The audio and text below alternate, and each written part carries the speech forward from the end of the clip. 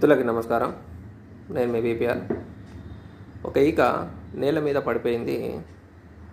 ఆ ఈక నేను చాలా బలహీనంగా ఉన్నాను, అందుకే కింద పడ్డాను అని చెప్పేసి బాధపడ్డది. అప్పుడే గాలి వచ్చి ఆ ఈకను చాలా పైకి తీసుకెళ్ళడం జరిగింది. పైకి వెళ్ళిన తర్వాత ఆ గాలికి ఆ ఈకతో ఇలా అంది, నీవు బలహీనంగా ఉండడము అది నీ బలహీనత కాదు, అదే నీ బలము. నీవు ఆ రకంగా బలహీనంగా ఉండడం మూలంగానే నేను ఇంత పైకి నిన్ను తీసుకురాగలిగాను అని చెప్పేసి ఆ ఈకకు చెప్తుంది. అప్పుడు ఆ ఈకకు అర్థమవుతుంది, నేను ఇలా ఉన్నాను అని చెప్పేసి బాధపడ్డాను, కానీ అదే నా బలము అని చెప్పేసి అప్పుడు చాలా హ్యాపీగా ఈక అనుకుంటుంది. కాబట్టి మనలో ఉన్నటువంటి ఏ లక్షణమైనా దాన్ని చూసి మనము చిన్నది అని చెప్పేసి మనంతలో మనము బాధపడకూడదు.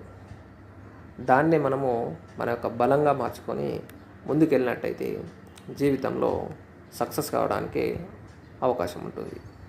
జై హింద్.